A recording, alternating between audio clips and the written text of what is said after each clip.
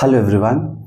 बेटा आज हम लेक्चर नंबर 3 स्टार्ट कर रहे हैं एनिमल किंगडम, जो कि आपका चैप्टर नंबर 4 है क्लास 11th का। ऑलरेडी बेटा इसमें हमने लेक्चर नंबर 1 और लेक्चर नंबर 2 ऑलरेडी डिस्कस कर लिया है, जिसमें हमने एनिमल किंगडम की बेसिक इंट्रोडक्शन के बारे में आपको बताया था और कौन कौन से ऐसे बेसिस है जिसके ऊपर हम एनिमल को अलग अलग पार्ट में क्लासिफाई करते हैं। मतलब हमने बेसिस ऑफ क्लासिफिकेशन को डिटेल में देखा था और इंट्रोडक्शन में हमने नोटोकॉर्ड क्या होता है, ओपन और क्लोज सर्कुलेटरी सिस्टम क्या होता है, लेवल ऑफ ऑर्गेनाइजेशंस क्या होती है, वो सारी चीजें हमने लास्ट 2 लेक्चर्स में कवर कर लिया। आज हम फर्स्ट फाइलम को डील करेंगे जो कि पॉरीफेरा है। ठीक है बेटे, तो पॉरीफेरा से स्टार्ट करते हैं। अगर मैं पॉरीफेरा को यहाँ पे देखता हूँ तो पॉरीफेरा के जितने भी मेंबर है बेटे, पॉरीफेरा के मेंबर्स क्या कहलाते हैं? स्पॉन्जेस कहलाते हैं। ठीक है, तो मैं यहाँ पे लिखता है, फर्स्ट पॉइंट लिखता हूँ, members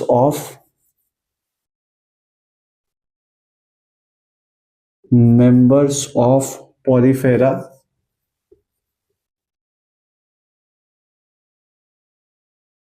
are known as sponges। इसको बेटे क्या बोलते हैं? पॉलीफेरा के जितने भी मेंबर्स होते हैं उनको क्या बोलते हैं? स्पॉन्जेस बोलते हैं। एंड स्टडी ऑफ स्पॉन्जेस की जो स्टडी है उसको पैराजूलॉजी बोलते हैं। Study of sponges known as parazoology. Alright बेटे, इसको पैराजूलॉजी बोलते हैं। ठीक है, पॉरीफेरा को हम क्लासिफाई करेंगे। ठीक है, अगर मैं पॉरीफेरा के मेंबर्स को देखूं तो पॉरीफेरा के कुछ मेंबर्स जो होते हैं ये क्या होते हैं? मैराइन भी होते हैं और कुछ फ्रेश वाटर्स भी होते हैं। तो मैं यहां पे लिख देता हूं, मोस्ट ऑफ पॉरीफेरा मेंबर्स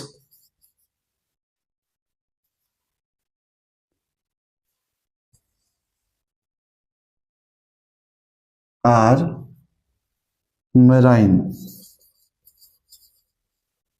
ये most of the member marine होते हैं। ठीक है बेटे, एंड फ्यू मेंबर्स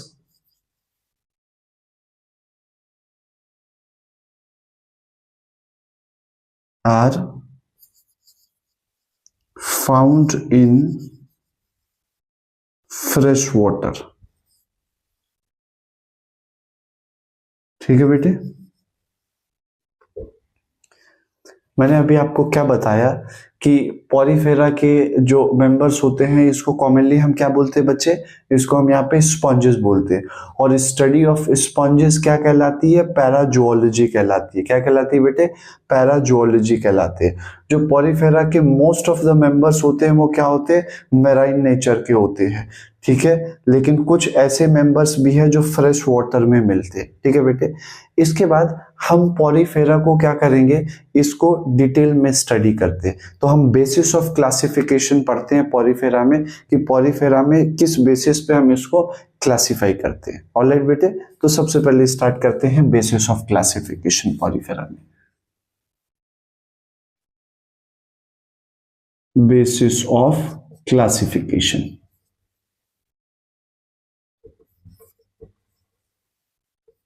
अगर मैं यहाँ पे बेसिस ऑफ क्लासिफिकेशन की बात करूं तो जो सबसे पहला मैं यहाँ पे पढ़ूंगा लेवल ऑफ ऑर्गेनाइजेशन पढ़ूंगा बेटे। क्या पढ़ूंगा? नंबर 1 पे level of organisation. Level of organisation. ठीक है, हमें पता है कि पॉलीफेरा में जो लेवल ऑफ ऑर्गेनाइजेशन होता है वो सेलुलर लेवल ऑफ ऑर्गेनाइजेशन होता है। मैं यहाँ पे लिखता हूं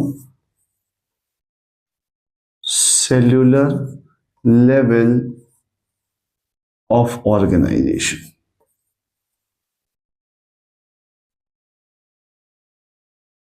ठीक बेटे, लेवल ऑफ ऑर्गेनाइजेशन इसमें कैसा हो गया? सेलुलर लेवल ऑफ ऑर्गेनाइजेशन हो गया। फिर मैं यहाँ पे जो दूसरा पॉइंट लिखूंगा वो उसकी सिमेट्री लिखूंगा।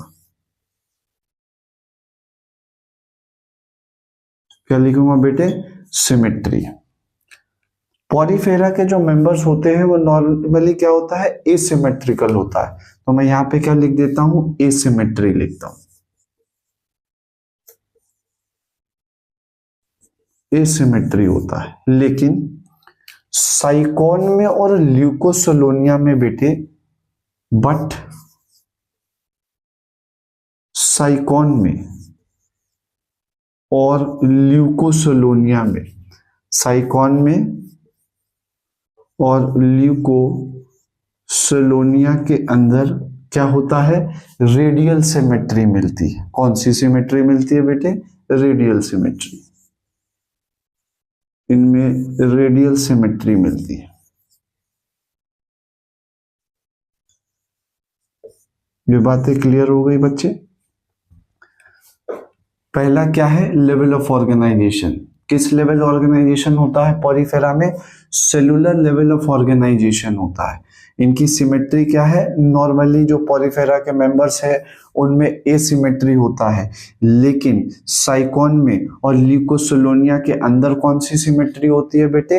रेडियल सिमेट्री होती है। ठीक है, अब हम थर्ड नंबर पे क्या पढ़ने जा रहे हैं? सीलोम। ठीक है, तो सीलोम, यहां पे मैं थर्ड नंबर पे सीलोम लिखूंगा। पॉलीफेरा एसिलोमेट होता है। पॉलीफेरा क्या होते हैं? एसिलोमेट होता है। एसिलोमेट है बेटे पॉलीफेरा। ठीक है, मैं फोर्थ नंबर पे अब क्या लिखूंगा? यहां पे मैं जब फोर्थ नंबर स्टार्ट करूंगा बेटे तो बॉडी प्लेन लिखूंगा मैं यहां पे। और जब मैं यहां बॉडी प्लेन लिखूंगा तो बॉडी प्लेन में सेल एग्रीगेशन होगा।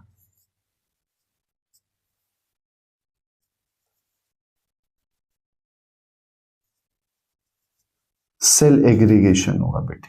ठीक है, अब लास्ट में यहां पे लिखता हूं कि ये कोऑर्डिनेट है या नॉन कोऑर्डिनेट है, on the basis of coordinate और नॉन कोऑर्डिनेट।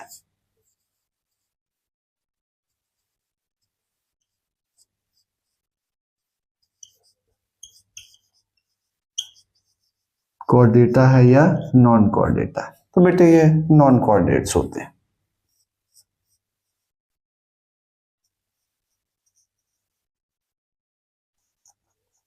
ये कैसे है? नॉन कोऑर्डिनेट है।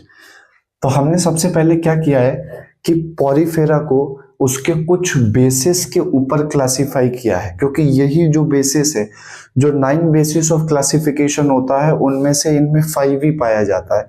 और जो ये 5 है उसको मैंने इधर लिख लिया, और उनमें क्या होता है पॉलीफेरा में मैंने वो आपको बता दिया। मैं दोबारा से एक बार बता देता हूँ। जो हमने क्लासिफाई किया है वो पहला किस पे किया बेटे?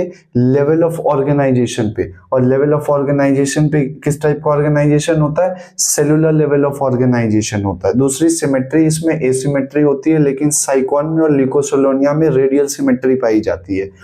सीलोम ये एसिलोमेटिक होते हैं। बॉडी प्लेन इनका कैसा होता है? सेल एग्रीगेशन होता है इनमें बॉडी प्लेन में। और कोऑर्डिनेट है या नॉन कोऑर्डिनेट है? तो बेटे सिंपल सी बात है, ये कैसे होते हैं? ये नॉन कोऑर्डिनेट है। अब हम पॉलीफेरा के मेंबर की डिटेल स्ट्रक्चर और उसकी लेयर्स की बात करते हैं। ठीक है बेटे, तो लेयर्स की बात करते हैं। आ जाओ। अगर मैं पॉलीफेरा के मेंबर्स की लेयर्स की बात करूं तो इनमें इनर और आउटर लेयर होता है बेटे। अभी उसको एक एक करके डिटेल में हम पढ़ते हैं कि कितने लेयर होते हैं और उनमें क्या क्या चीजें पाई जाती है और कैसे वो काम करते हैं और कौन सा स्पेशलाइज सेल कहाँ पे मिलता है। ठीक है, अब आप देखो यहाँ पे अगर मैं इसमें डिटेल पढ़ने की कोशिश करूं तो यहाँ पे सबसे बाहर जो होता है वो आउटर लेयर होता है। कौन सा लेयर होता है? Outer layer.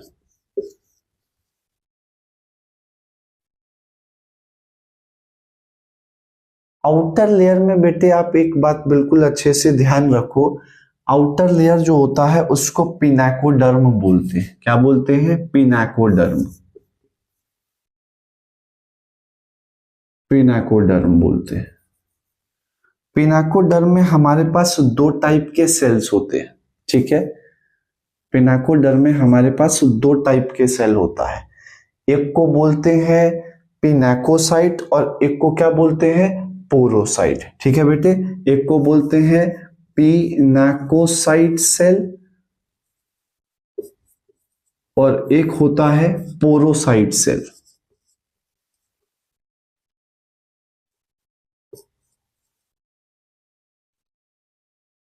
जो पिनाकोसाइट सेल्स होते हैं ये फ्लैट सेल्स होते हैं। ये कैसे होते हैं, फ्लैट सेल होता है ये। जो पोरोसाइट सेल होता है वो ओवल शेप है, ये ओवल शेप में होता है बेटे, ठीक है। तो आउटर लेयर में को क्या बोलते हैं, पिनाकोडर्म बोलते हैं। इसमें कितने टाइप के सेल्स होते हैं, दो टाइप के सेल होते हैं। पहले को बोलते हैं पिनाकोसाइट सेल, दूसरे को बोलते हैं पोरोसाइट सेल। पिनाकोसाइट सेल फ्लैट सेल्स होते हैं और पोरोसाइट सेल बेटे कैसे होते हैं, ये ओवल शेप होते हैं। अगर मैं इसको यहाँ पे बनाने की कोशिश करूं तो पिनाकोसाइट सेल्स आपको ऐसे दिखेंगे, ये फ्लैट ऐसे होते हैं, ये पिनाकोसाइट से। और अगर मैं आपको ओवल शेप सेल दिखाऊं तो ये कुछ आपको इस टाइप से दिखेंगे बेटे, ये इस टाइप से आपको दिखते हैं, ठीक है। इस टाइप की ये सेल्स आपको दिखेगी, सही है। इसके बाद आउटर लेयर के बाद यहां पे होती है इनर लेयर। कौन सी लेयर होती है बेटे, इनर लेयर होती है।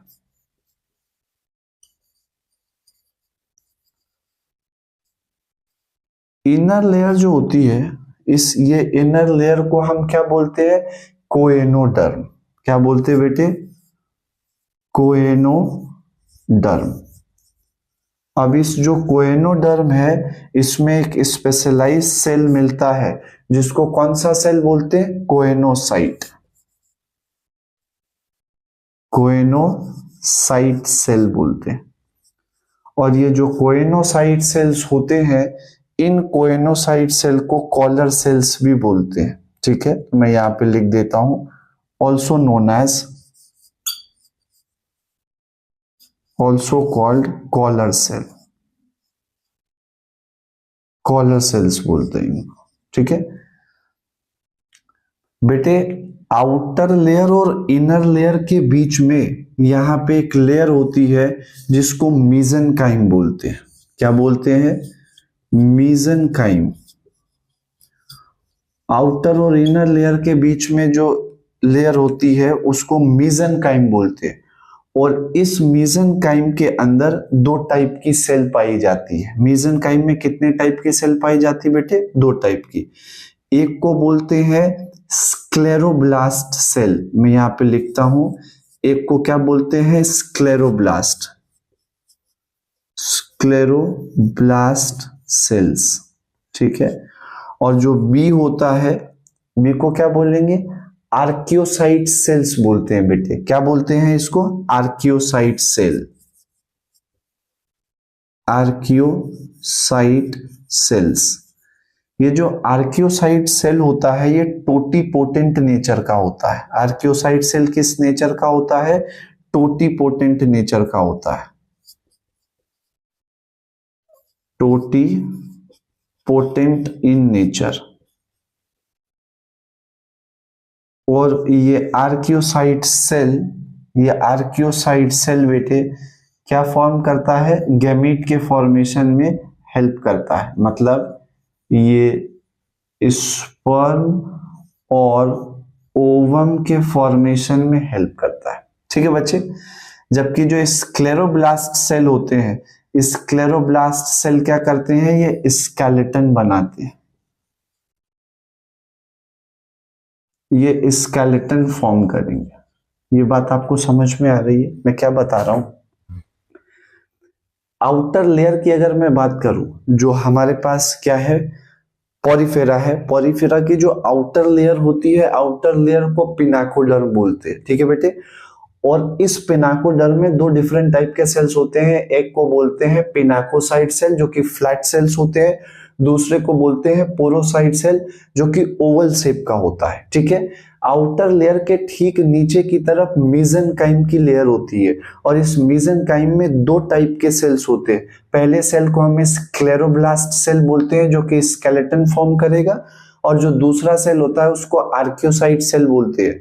ये आर्कियोसाइट सेल क्या करता है, ये गैमीट का फॉर्मेशन करता है, मतलब ये स्पर्म और ओवम का फॉर्मेशन करेगा। ठीक है, और आर्कियोसाइट सेल कौन सी सेल है, टोटीपोटेंट इन नेचर होता है। आर्कियोसाइट सेल किस टाइप का होता है, टोटीपोटेंट। टोटीपोटेंट सेल का मतलब होता है ऐसा सेल जिससे पूरी की पूरी ऑर्गेनिज्म बनाई जा सके। तो अगर आपसे कोई पूछे कि पॉलीफेरा का टोटीपोटेंट सेल क्या है, तो आप क्या बताओगे, आर्कियोसाइट पॉलीफेरा का टोटीपोटेंट सेल होता है। इसके बाद जब हम अंदर की तरफ आते हैं तो ये इनर लेयर है, और इनर लेयर में को क्या बोलते हैं, कोएनोडर्म बोलते हैं। क्या बोलते हैं बेटे, इनर लेयर को क्या बोलते हैं, कोएनोडर्म बोलते हैं। और इसके अंदर एक स्पेशलाइज सेल्स होते हैं जिसको कोएनोसाइट सेल्स बोलते हैं। क्या बोलते हैं इनको, कोएनोसाइट सेल। और ये कोएनोसाइट सेल किस नाम से जाना जाता है, इनको कॉलर सेल्स भी बोलते हैं। क्या बोलते हैं इनको, कॉलर सेल्स। अब सबसे पहली बात, इसके बाद हम क्या करेंगे, कॉलर सेल का एक डायग्राम बनाएंगे। जो कोएनोसाइट सेल्स है इसका डायग्राम बनाएंगे कि ये कैसा दिखता है और इसमें कौन कौन सी चीजें होती है, और फिर और आगे फर्दर इसको इलाबोरेट करते हैं। ठीक है बेटे, तो इसको और आगे डिटेल में देखते हैं अभी एक एक करके।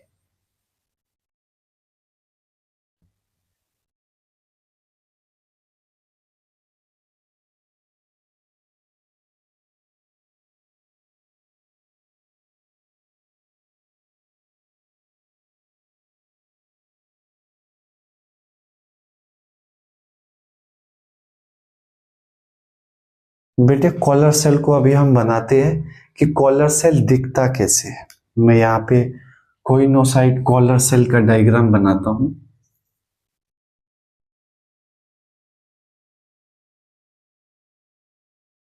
कॉलर सेल्स, अगर हम कॉलर सेल्स को देखते हैं तो ये कुछ हमें इस टाइप से दिखेगा बेटे।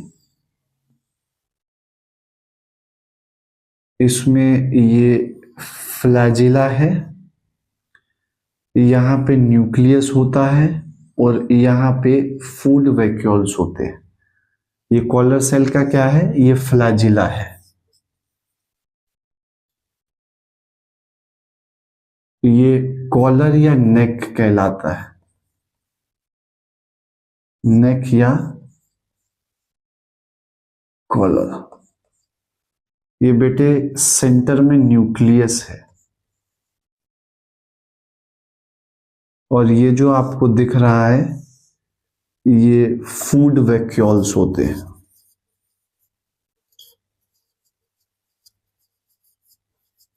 ये फूड वैक्यूल्स है। ये जो डायग्राम मैंने बनाया है, ये डायग्राम किसका है, ये कॉलर सेल का डायग्राम है।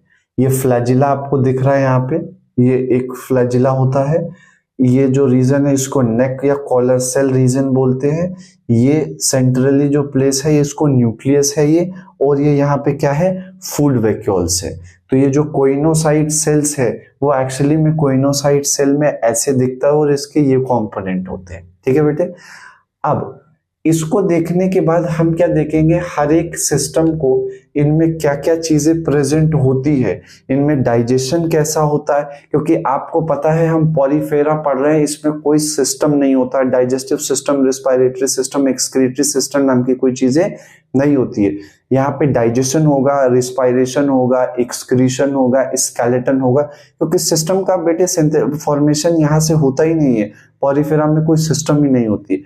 तो अब हम एक एक करके सब चीजें इसके बाद देख लेते हैं। ये जो कॉलर सेल कोइनोसाइट सेल देखा है, इसमें कौन कौन सी चीजें हैं और ये कैसे काम करती है, उसके बारे में अभी हम देखते हैं। ठीक है, सबसे पहली बात, कॉलर सेल का होना। ठीक है, मैं यहाँ पे स्टार लगा के लिखता हूं, presence of water canal system. ठीक है, presence of water canal system.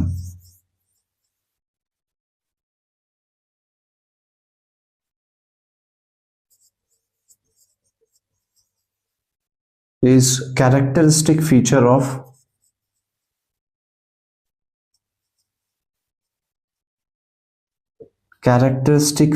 Of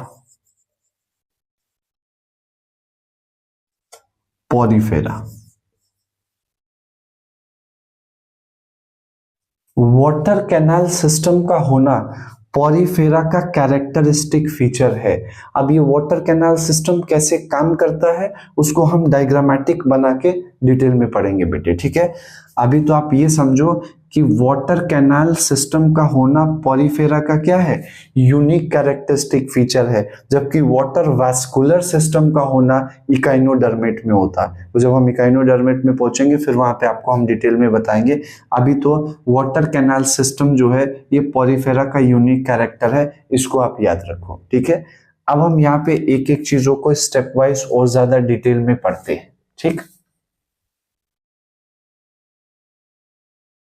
इनमें डाइजेशन कैसे होता है, एक्सक्रीशन कैसे है, रिप्रोडक्शन कैसे होता है, ये सारी चीजें अभी हम एक एक करके डिस्कस कर लेंगे, तो और ज्यादा अच्छे से आपको पोरिफेरा क्लियर हो जाएगा बेटे।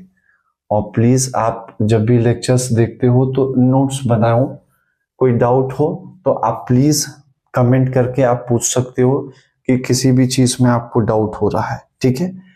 अब एक एक करके चीजों को देखते हैं। सबसे पहले हम क्या देखेंगे बेटे कि डाइजेशन कैसा होता है। पहली चीज हम यहाँ पे क्या देखेंगे, डाइजेशन।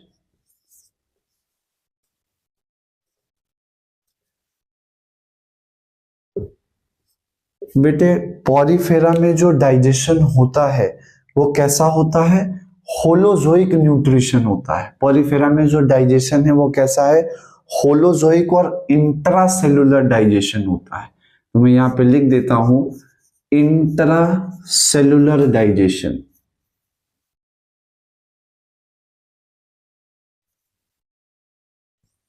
इनमें डाइजेशन कैसा है बेटे, ये याद रखना, इंट्रासेलुलर। और किस टाइप का होता है, होलोजोइक न्यूट्रिशन होता है इनमें, होलोजोइक न्यूट्रिशन होता है।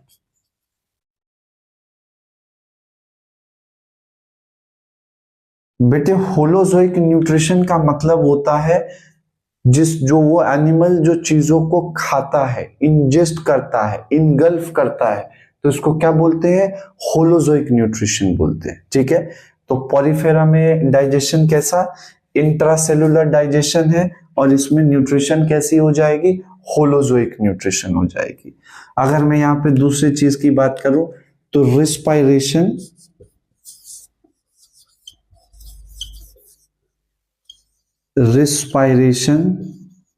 And excretion, respiration and excretion, ये दोनों के दोनों बेटे जनरल बॉडी सरफेस से होता है। तो मैं यहां पे लिख देता हूं occurs through general body surface,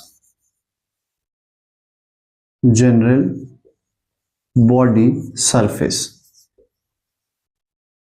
general body surface के थ्रू हो रहा है बेटे, by the process of diffusion. कैसे हो रहा है, बाय डिफ्यूजन। डिफ्यूजन के प्रोसेस के थ्रू इनमें रिस्पायरेशन और एक्सक्रीशन कैसे होता है, जनरल बॉडी सरफेस के थ्रू होता है, ठीक है। इसके बाद हम देखेंगे स्केलेटन।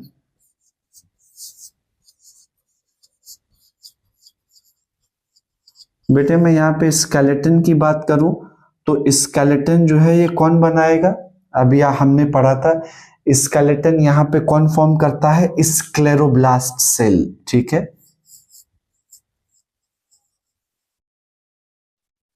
स्क्लेरोब्लास्ट सेल क्या फॉर्म करेगा, स्केलेटन फॉर्म करता है। तो स्क्लेरोब्लास्ट फॉर्म करेगा स्केलेटन। तो स्केलेटन दो टाइप के होते हैं, ठीक है। इसमें स्केलेटन में दो चीजें इन्वॉल्व होगी, एक होता है यहाँ पे स्पॉन्जिन फाइबर्स, ठीक है। एक क्या होता है, स्पॉन्जिन फाइबर्स। और स्पॉन्जिन फाइबर्स बेटे कैसे रिजेंबल होते हैं, ये आपको ऐसे मेश नेटवर्क में दिखेंगे, ये स्पॉन्जिन फाइबर्स है, ये स्पॉन्जिन फाइबर्स आपको ऐसे दिखेगा। तो एक तो होता है स्पॉन्जिन फाइबर्स और जो दूसरा होता है उसको हम क्या बोलते हैं बेटे, उसको हम स्पिक्यूल्स बोलते हैं। तो दूसरा क्या है, स्पिक्यूल्स है। ये जो स्पिक्यूल्स है ये इसके शेप के बेसिस पे इसकी फर्दर अलग अलग क्लासिफिकेशन करते हैं। जैसे स्पिक्यूल्स को मैं देखूंगा तो इसका जैसा शेप होगा वो उस तरीके से क्लासिफाई हो जाता है।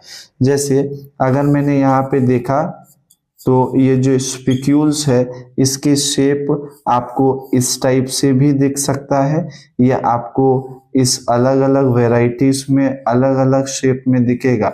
और इसके बेसिस पे, शेप के बेसिस पे स्पिक्यूल का क्लासिफिकेशन होता है, जो कि नीट के सिलेबस में नहीं है, लेकिन इसका एक अलग क्लासिफिकेशन स्पिक्यूल्स का भी होता है। ये जो स्पिक्यूल्स बनते हैं इनमें बेटे मेनली जो होता है ये कैल्शियम कार्बोनेट होता है। क्या होता है, कैल्शियम कार्बोनेट होता है यहाँ पे। ठीक है बेटे, तो ये स्केलेटन की बातें हो गई। हमने यहाँ पे डाइजेशन के बारे में देखा। डाइजेशन कहता है कैसा है, इंट्रासेलुलर डाइजेशन है। कैसा मोड ऑफ न्यूट्रिशन है, होलोजोइक मोड ऑफ न्यूट्रिशन है।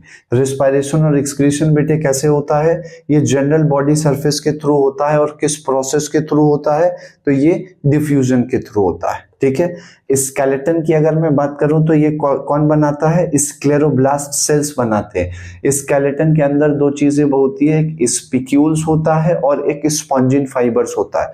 जो स्पॉन्जिन फाइबर्स होती है वो मेश नेटवर्क बनाती है, जबकि स्पिक्यूल्स की बात करें तो इसके स्ट्रक्चर के बेसिस पे इसका एक अलग क्लासिफिकेशन हम पढ़ते हैं, जो कि आपके सिलेबस में नहीं है।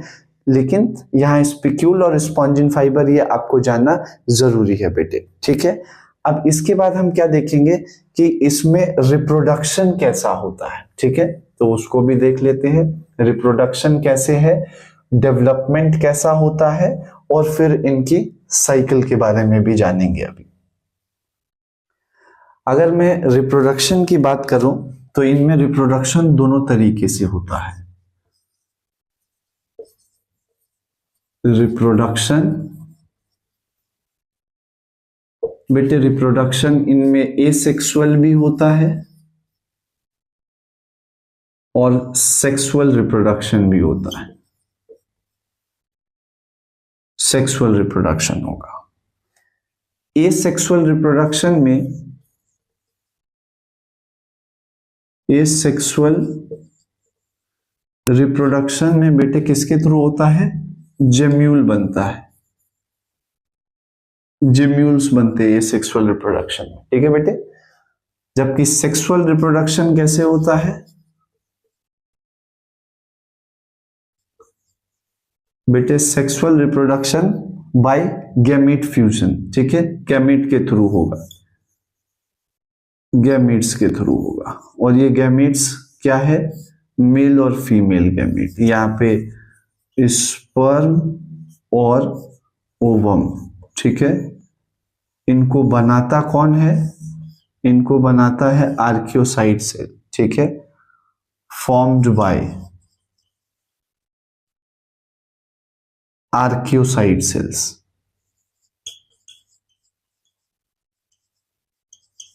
आर्कियोसाइट सेल्स बनाते बेटे इसको। ठीक है, तो अगर मैं रिप्रोडक्शन की बात करूं इनमें, तो रिप्रोडक्शन इनमें दोनों तरीके से होता है। एसेक्सुअल से जो होगा वो जिम्यूल के थ्रू होगा, और सेक्सुअल रिप्रोडक्शन की अगर मैं बात करूं तो यहाँ पे गैमेट के थ्रू होगा। गैमेट कौन बनाता है बेटे, यहाँ पे आर्कियोसाइट सेल्स बनाता है। और आर्कियोसाइट सेल किस नेचर के होते हैं, तो बच्चे ये टोटीपोटेंट नेचर के होते हैं, जिनमें स्पर्म और ओवम का फॉर्मेशन होता है। ठीक है, अब यहाँ पे डेवलपमेंट की बात करें और फर्टिलाइजेशन की बात करें, तो ये जो इनका रिप्रोडक्शन होता है ये इंटरनल फर्टिलाइज होता है। ठीक है, इनमें फर्टिलाइजेशन इंटरनल होता है बेटे, एक्सटर्नल नहीं होता।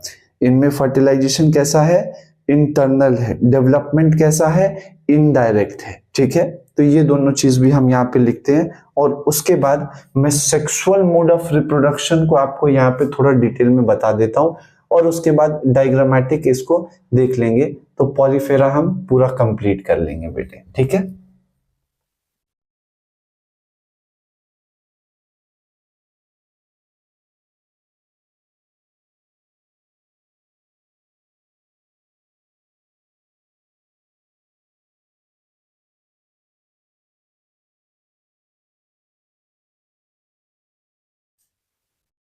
इनमें फर्टिलाइजेशन कैसे होता है बेटे? तो इंटरनल फर्टिलाइजेशन होगा। फर्टिलाइजेशन कैसा है इनका?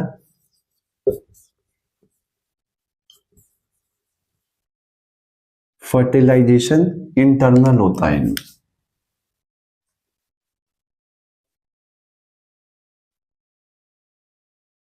डेवलपमेंट कैसा है बेटे?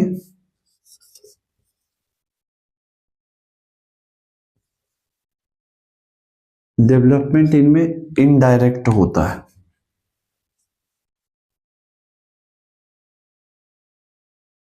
इनडायरेक्ट डेवलपमेंट है बच्चे।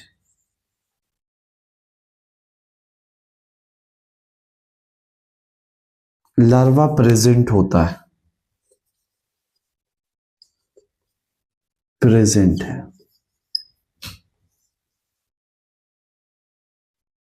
इनमें जो लार्वा होता है ये दो तरीके के लार्वा होते हैं। एक को बोलते हैं पैरेनकाइम्यूला,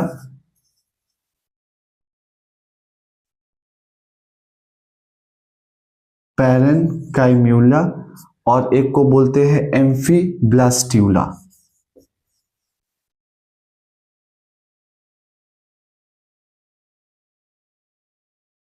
ठीक है बच्चे। पॉलीफेरा के लार्वा को क्या बोलते हैं? इनमें पहली बात फर्टिलाइजेशन कैसा है बेटे? इंटरनल है। डेवलपमेंट कैसा है? इनडायरेक्ट डेवलपमेंट होता है। लार्वा इनमें प्रेजेंट होते हैं और इनके लार्वा को क्या बोलते हैं? पैरेनकाइम्यूला, और क्या है? एम्फीब्लास्ट्यूला है। ठीक है बेटे। अच्छा, इतना समझने के बाद अब हम पॉलीफेरा का एक डायग्राम बनाते हैं, और पॉलीफेरा के डायग्राम बनाने के बाद उसके पूरे के पूरे जो इसेंशियल जो स्ट्रक्चर्स है, आउटर में कैसे, इनर में कैसे, और मिडल में कैसे कौन सी चीजें अरेंज है, उसके बारे में हम पढ़ेंगे बेटे। ठीक है। तो मैं यहाँ पे डायग्राम बना रहा हूँ, इसमें थोड़ा सा टाइम लगेगा, लेकिन आपको सारी चीजें, सारा कॉन्सेप्ट आपका क्लियर हो जाएगा बच्चे। ठीक है। तो एक एक करके यहाँ पे मैं डायग्राम बना के भी आपको समझा देता हूँ।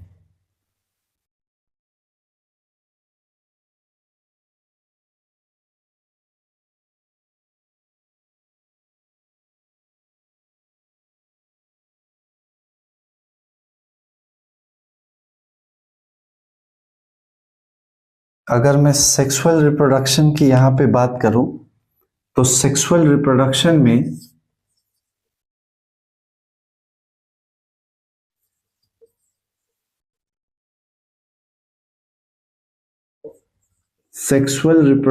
में क्या होता है कि जैसे यहाँ पे गैमीट का फॉर्मेशन हुआ, ठीक है बेटे, गैमीट्स का फॉर्मेशन हुआ। गैमीट का फॉर्मेशन किसने किया? आर्कियोसाइट सेल ने किया।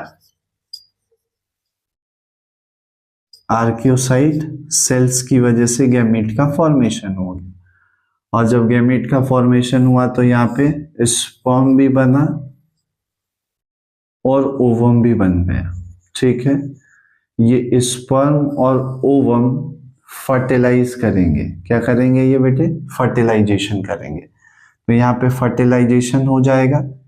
लेकिन बच्चे ये जो फर्टिलाइजेशन होगा ये इंटरनल होता है। मैं इसको यहाँ पे लिखता हूं, फर्टिलाइजेशन कैसा होगा? इंटरनल। और इंटरनल फर्टिलाइजेशन किस में होगा? दूसरे स्पॉन्ज में होगा। ठीक है। Occurs in another sponge.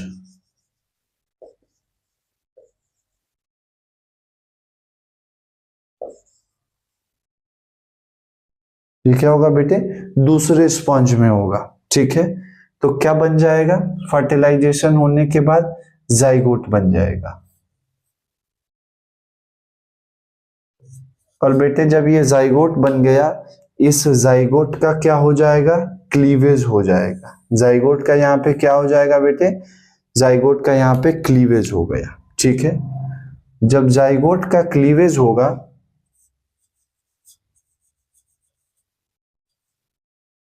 तो क्लीवेज जैसे ही जाइगोट का होगा तो बेटे यहाँ पे क्या बन जाएगा? लार्वा बन जाएगा। ठीक है। तो यहाँ पे क्या बन गया? लार्वा बन गया। और लार्वा इसके क्या होते हैं? लार्वा क्या होता है बेटे? पॉलीफेरा के लार्वा क्या होता है? अभी मैंने आपको बताया कि इसके लार्वा पैरेनकाइम्यूला और एम्फीब्लास्ट्यूला होता है। ठीक है। तो एम्फीब्लास्टुला और पैरेन्काइम्यूला क्या है, इसके लार्वा है। ये लार्वा क्या करेंगे, ये लार्वा ऑस्क्यूलम के थ्रू, ठीक है, इट कम्स आउट और इट रिलीजेस आउट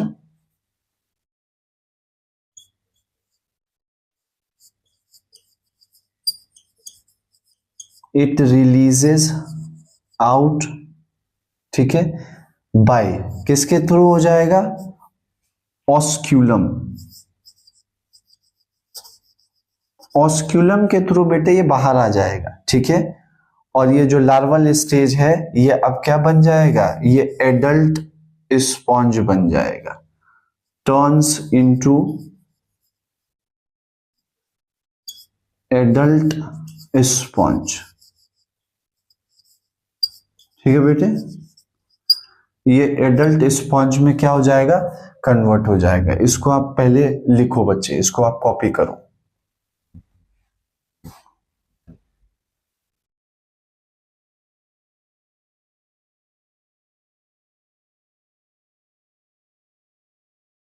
इसको बेटे ऐसे करके लिख लिया।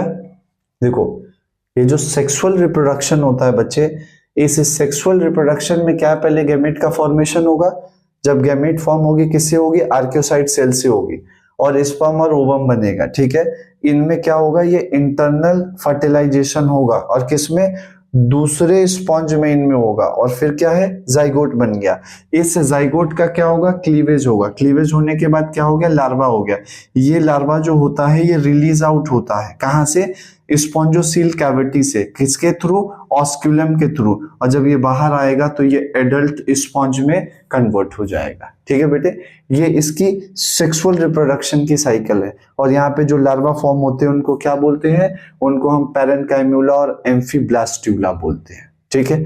अब पाथवे पढ़ते हैं कि कौन सी चीजें किस पाथ से आती है पॉलीफेरा के अंदर, और उसके जाने का रास्ता क्या होता है, ठीक है। अगर मैं सीक्वेंस और पाथ देखूं पॉलीफेरा में, तो सबसे पहले अगर इसकी सीक्वेंस की बात की जाए तो पॉलीफेरा में कोई भी चीज आती कहां है, पाथवे,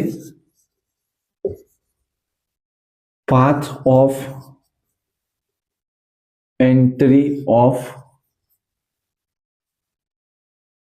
वाटर, ठीक है, कॉमा फूड। फूड और वाटर किस पाथ से आते हैं और कैसे जाते हैं, तो सबसे पहले ये कहां से आएंगे, ऑस्टिया के थ्रू आते हैं, ठीक है। ये स्पॉन्जोसील कैविटी में जाएंगे, स्पॉन्जोसील कैविटी में जाएंगे, और स्पॉन्जोसील कैविटी से ऑस्क्यूलम के थ्रू बॉडी से बाहर चले जाएंगे, ठीक है बेटे। अब इसको मैं डायग्रामेटिक रिप्रेजेंटेशन से आपको समझाता हूं। जैसे मैंने यहां पे, मेरे साथ साथ बेटे आप लोग भी इसको बनाएं, क्योंकि थोड़ा सा डायग्राम है तो टाइम लगेगा 5 मिनट, तो ये बन जाएगा अपना इधर।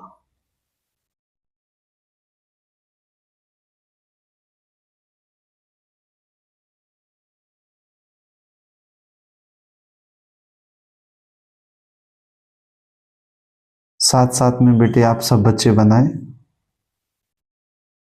नहीं तो फिर इसमें बहुत टाइम लग जाता है बनाने में। आप इसको साथ साथ में मेरे साथ साथ बनाते रहो तो कोई प्रॉब्लम नहीं होगी।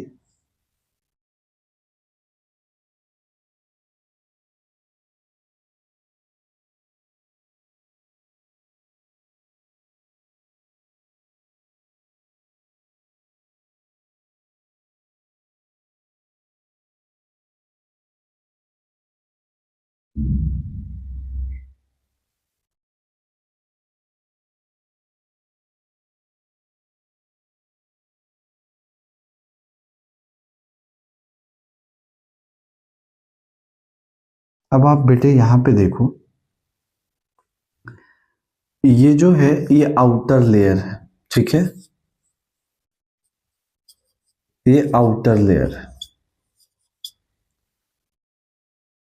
ये जो दूसरा आपको यहाँ पे बीच में दिख रहा है इसको क्या बोलते हैं, मीजेनकाइम है ये बेटे मीजेनकाइम है। और ये जो अंदर वाला आप लेयर देख रहे हो ये क्या है, ये इनर लेयर है,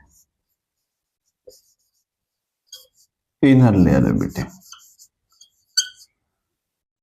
इनर लेयर में आपने देखा, मैंने आपको अभी बताया कि इनर लेयर में जो होता है ये यहाँ पे कोइनोसाइट सेल्स होते हैं। कौन से सेल्स होते हैं बेटे, कोइनोसाइट सेल्स होते हैं। यहाँ पे ऐसे करके अरेंज होते हैं, कौन से सेल, कोइनोसाइट सेल्स होते हैं।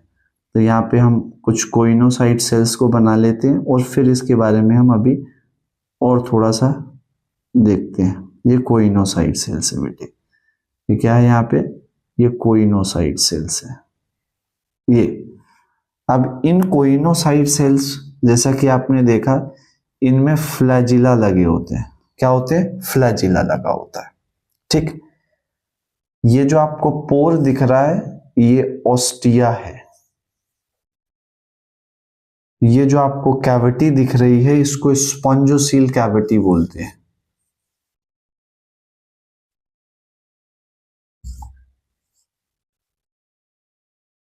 स्पॉन्जोसील कैविटी है बेटे, ये क्या है, ये स्पॉन्जोसील कैविटी है और इस कैविटी में पानी भी होता है और फूड पार्टिकल्स भी होते हैं। और ये जो है ये ऑस्कुलम है, ठीक है बेटे, ये ऑस्कुलम है। अब आप जरा बातों को समझो। ये पॉरीफेरा का डायग्राम है। जो पॉरीफेरा की बॉडी होती है इसमें क्या होते हैं, इनकी बॉडी क्या है, पोरस होती है। ये जो पोर होते हैं इसमें जो मिनट पोर्स होते हैं इनको हम ऑस्टिया बोलते हैं बेटे। क्या बोलते हैं इनको, ऑस्टिया बोलते हैं। और ये जो ऑस्टिया है तो पानी जो है, जो फूड मटेरियल है, जो फूड पार्टिकल्स है, ये इन ऑस्टिया के थ्रू स्पॉन्जोसील कैविटी में जाती है। और जब ये स्पॉन्जोसील कैविटी में बेटे अंदर जाएगी तो किसके थ्रू जाएगी, ये जो इनर लेयर में जो कोइनोसाइट सेल्स है। अब जैसे आप बातों को इधर समझने की कोशिश करोगे तो मैं आपको एक चीज बताता हूं। जैसे ये बहुत सारे क्या है, अगर आप इन मार्कर को देखो तो ये बहुत सारे क्या है, फ्लैजिला है, ठीक है। अब जैसे पानी बाहर से अंदर की तरफ ऑस्टिया के थ्रू आएगा तो ये जो फ्लैजिला है ये बीट करते हैं। क्या करते हैं ये फ्लैजिला, ये यहाँ पे बीट करते हैं। और फ्लैजिला के बीट होने से क्या होता है बेटे, वाटर करंट डेवलप होता है। और जैसे ही वाटर करंट डेवलप होगा तो इसमें पानी के साथ साथ क्या हो जाएगा, पानी के साथ साथ फूड पार्टिकल्स भी आएंगे। और जब पानी के साथ साथ फूड पार्टिकल भी एंटर करेंगे तो एंटर करने के बाद जब वो स्पॉन्जोसील कैविटी में पहुंच जाएगी तो स्पॉन्जोसील कैविटी से ये इन कोइनोसाइट सेल के अंदर प्रेजेंट जो फूड वैक्यूल है वहां पे चले जाएंगे। और फूड वैक्यूल के अंदर सेल के अंदर डाइजेशन को किस टाइप का डाइजेशन बोलते हैं, इंट्रासेलुलर डाइजेशन बोलते हैं। तो इनमें डाइजेशन इंट्रासेलुलर कैसे हो गया ये आपको पता चला। मैं फिर से रिपीट करता हूं, पानी के साथ साथ जो फूड पार्टिकल्स अंदर की तरफ आएंगे तो ये वाटर करंट के थ्रू आते हैं। वाटर करंट डेवलप कौन करता है, जो कोइनोसाइट सेल है, इन कोइनोसाइट सेल के ऊपर लगे हुए जो फ्लैजिला है ये वाटर में बीट करेंगे। और बीट करने से क्या होता है बेटे, ये वाटर करंट डेवलप करता है जिससे फूड पार्टिकल पानी अंदर जाएगा। इसमें जो फूड पार्टिकल्स है ये फूड पार्टिकल्स जो है फूड वैक्यूल में चला जाएगा और उसके अंदर डाइजेशन इंट्रासेलुलर डाइजेशन है। एक बार इंट्रासेलुलर डाइजेशन होने के बाद जो चीजें बच गई है, जो वेस्ट है, जो एक्सेस है, वो ऑस्कुलम के थ्रू बॉडी से बाहर चली आएगी। तो अगर मैं इसकी सीक्वेंस देखूं तो जाती किधर से है, ऑस्टिया से। मैं इसको यहाँ पे नंबर 1 लिख देता हूँ सीक्वेंस में। ऑस्टिया के बाद ये पहुंचेगी कहाँ पे, तो स्पॉन्जोसील कैविटी में पहुंचेगी। तो सेकेंड नंबर मैंने इसको लिख दिया। और फाइनली ये फिर बॉडी से बाहर कैसे आएगी, ऑस्कुलम से। तो मैंने इसको थर्ड नंबर लिख दिया, ठीक है बेटे। तो मैं दोबारा से आपको रिपीट करता हूं, पूरी पॉरीफेरा को रिवाइज करवा रहा हूं, आप आराम से सुनो। सबसे पहले हमने क्या पढ़ा कि पॉरीफेरा के जितने भी मेंबर्स होते हैं इन सब के सब मेंबर्स को हम कॉमनली क्या बोलते हैं, स्पॉन्जेस बोलते हैं। स्पॉन्जेस की स्टडी क्या कहलाती है बेटे, पैराजोलॉजी कहलाती है। फिर हमने क्या किया, हमने पॉरीफेरा के मेंबर्स के एक स्ट्रक्चर को देखने की कोशिश की। तो पॉरीफेरा का जो आउटर लेयर होता है उसको हम क्या बोलते हैं, पिनाकोडर्म बोलते हैं। क्या बोलते हैं बेटे, पिनाकोडर्म बोलते हैं। पिनाकोडर्म के अंदर 2 टाइप की सेल्स होती है, एक को पिनाकोसाइट बोलते हैं, एक को पोरोसाइट बोलते हैं। जो पिनाकोसाइट सेल्स होता है वो फ्लैट सेल्स होता है, जो पोरोसाइट सेल्स होते हैं वो ओवल शेप होते हैं। आउटर लेयर के ठीक अंदर की तरफ हम जब देखेंगे तो वहां मीजेनकाइम होता है। आउटर लेयर के अंदर की तरफ जब आप देखोगे तो मीजेनकाइम होता है, और मीजेनकाइम में दो टाइप की सेल्स होती है, एक को स्क्लेरोब्लास्ट सेल्स बोलते हैं और एक को आर्कियोसाइट सेल बोलते हैं। जो स्क्लेरोब्लास्ट सेल्स होता है वो स्केलेटन फॉर्म करेगा, और जो आर्कियोसाइट सेल्स होता है वो टोटीपोटेंट नेचर का होता है और वो गैमीट का फॉर्मेशन करता है, स्पर्म और ओवा का फॉर्मेशन करता है। ठीक है बेटे। इसके बाद जब मैं इनर लेयर की बात करता हूं तो इनर लेयर में हमारे पास कोइनोसिटिक सेल्स होते हैं। इनर लेयर में जो स्पेशलाइज सेल्स है उनको कोइनोडर्म्स बोलते हैं। इन कोइनोडर्म में जो कॉलर सेल्स होते हैं उनको कोइनोसाइट सेल बोलते हैं। जो कोइनोसाइट सेल हमारे पास होता है उसके स्ट्रक्चर को अगर आप देखो तो उसमें सेंट्रली प्लेस एक फ्लैजिला होता है जो बॉडी के बाहर की तरफ आता है नेक के पोर्शन से। उसके बाद कॉलर होता है, उसके अंदर सेंट्रली प्लेस न्यूक्लियस है और फूड वैक्यूल्स होते हैं। ठीक है बेटे। इसके बाद जब हम एक एक करके इनके पार्ट को देखेंगे कि इनमें डाइजेशन कैसे होता है। डाइजेशन इनमें इंट्रासेलुलर होता है और इनका मोड ऑफ न्यूट्रिशन क्या है, तो यहाँ पे जो है होलोजोइक मोड ऑफ न्यूट्रिशन होता है। ठीक है। रिस्पायरेशन और एक्सक्रीशन की अगर मैं यहाँ पे बात करूं तो रिस्पायरेशन और एक्सक्रीशन इनमें कैसा होता है, इनमें जनरल बॉडी सरफेस के थ्रू होता है by the process of diffusion. इसके बाद स्केलेटन की बात करते हैं तो स्केलेटन बेटे इनमें किससे बनता है, स्क्लेरोब्लास्ट सेल से बनता है। और जो ये स्क्लेरोब्लास्ट सेल से बना है तो स्क्लेरोब्लास्ट सेल के अंदर दो चीजें होती है, एक स्पिक्यूल्स बनता है और एक spongin fibre. Spongin fibre mesh network का बना हुआ स्ट्रक्चर होता है, जबकि स्पिक्यूल्स जो होते हैं ये रिजिड स्ट्रक्चर होते हैं और कैल्शियम कार्बोनेट के बने होते हैं। ठीक है बेटे। इसके बाद हम और बात करेंगे तो रिप्रोडक्शन। रिप्रोडक्शन इनमें एसेक्सुअली भी होता है और सेक्सुअली भी होता है। जो एसेक्सुअल मोड ऑफ रिप्रोडक्शन होता है वो जेम्यूल के थ्रू होता है, और जो सेक्सुअल मोड ऑफ रिप्रोडक्शन होता है वो गैमीट के फ्यूजन के थ्रू, फर्टिलाइजेशन के थ्रू होता है। मैं यहाँ पे सेक्सुअल मोड ऑफ रिप्रोडक्शन को मैंने आपको बताया कि गैमीट का फॉर्मेशन आर्कियोसाइट सेल करती है। आर्कियोसाइट सेल क्या बनाएगी, स्पर्म और ओवम बनाएगी। ये स्पर्म और ओवम जब आपस में फ्यूज करेंगे, फर्टिलाइज करेंगे तो ये जाइगोट बना देंगे। फर्टिलाइज हमेशा दूसरे स्पॉन्ज के अंदर होगा। फर्टिलाइज होने के बाद जो जाइगोट बना, इस जाइगोट का क्लीवेज होगा, और जब जाइगोट क्लीव करेगी, जब डिवाइड करेगी तो क्या बना देगी बेटे, लार्वा।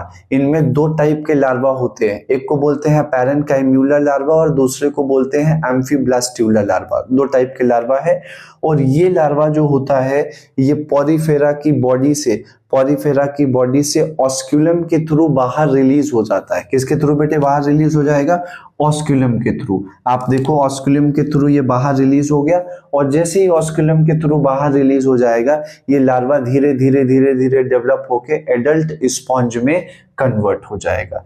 ठीक है बेटे। पॉरीफेरा की सारी चीजें जो है हमने एक एक करके इस क्लास में, इस लेक्चर नंबर 3 में बेटे हमने कंप्लीट कर ली। आप इस पूरे लेक्चर को देखो, इसको कॉपी में नोट्स बनाओ। कोई भी प्रॉब्लम अगर आपको होता है तो आप कमेंट करके क्वेश्चन पूछो। ठीक है बेटे। अगली क्लास में हम नेक्स्ट फाइलम पढ़ेंगे सीलेंट्रेटा। ठीक है बेटे। Thank you.